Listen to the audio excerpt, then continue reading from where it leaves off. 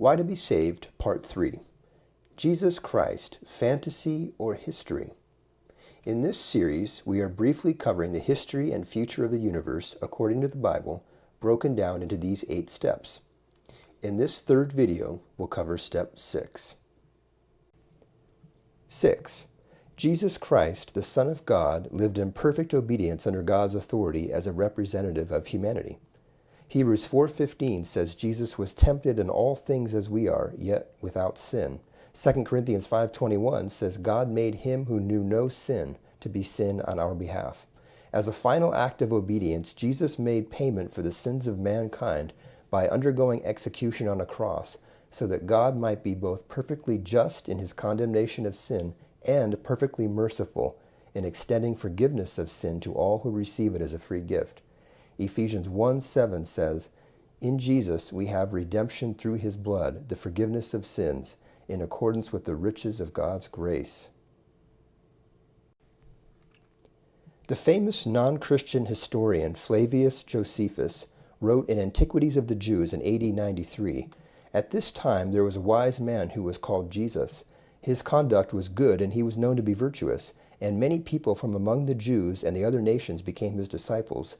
Pilate condemned him to be crucified and die, but those who had been his disciples did not abandon his discipleship. They reported that he had appeared to them 3 days after his crucifixion and that he was alive.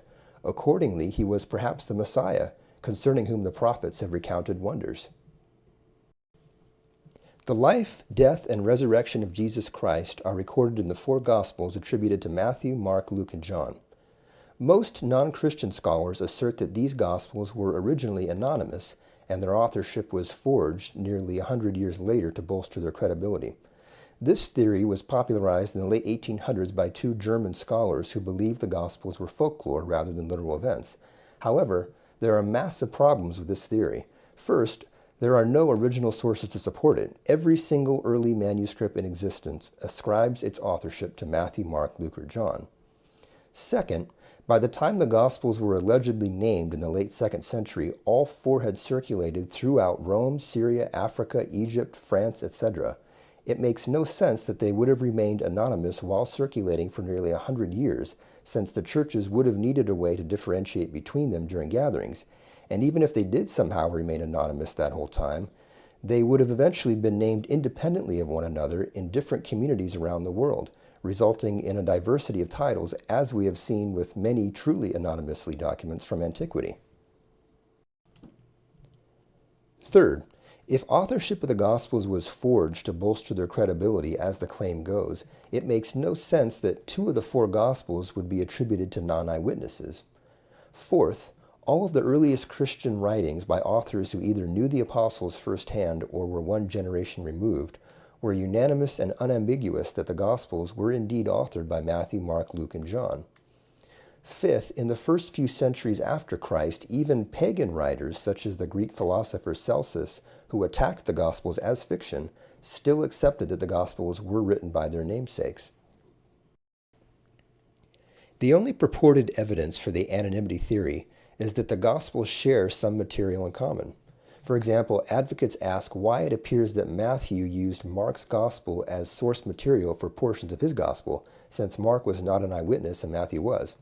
However, multiple early church fathers explicitly stated in their writings that Mark was a disciple of the Apostle Peter, and his Gospel was based on his memory of what Peter told him. Therefore, since Peter met Jesus before Matthew and spent more time with him than Matthew, it's not at all surprising that Matthew chose to incorporate some of Mark's Gospel into his. Some argue that the apocryphal Gospels, such as the Gospels of Thomas, Judas, and Peter, are accurate, unflattering records of Jesus that the early church rejected to save face. However, both the early church fathers and virtually all modern Christian and non-Christian scholars agree that these Gospels are forgeries that were falsely attributed to apostles long after they were all dead. Some argue that the Bible has changed over time, and they're right. There are countless minute textual variants amongst the thousands of early surviving manuscripts. The vast majority of these variants are inconsequential grammar or spelling changes, Regardless, by comparing all the manuscripts we have, both Christian and non-Christian scholars have thoroughly mapped out all variants in existence and can easily trace back to the original content.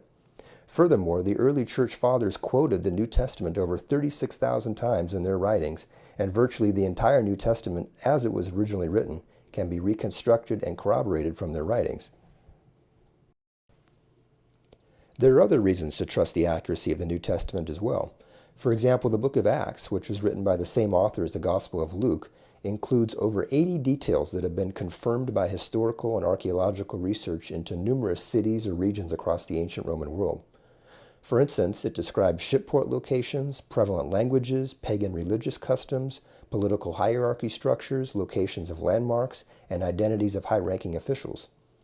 The Gospel of John also includes dozens of historically and archaeologically confirmed details, such as landmark locations, regional topography, and religious customs and hierarchy.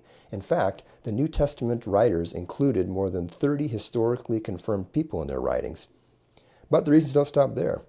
The disciples also included embarrassing details about themselves and Jesus, and they included many difficult sayings of Jesus.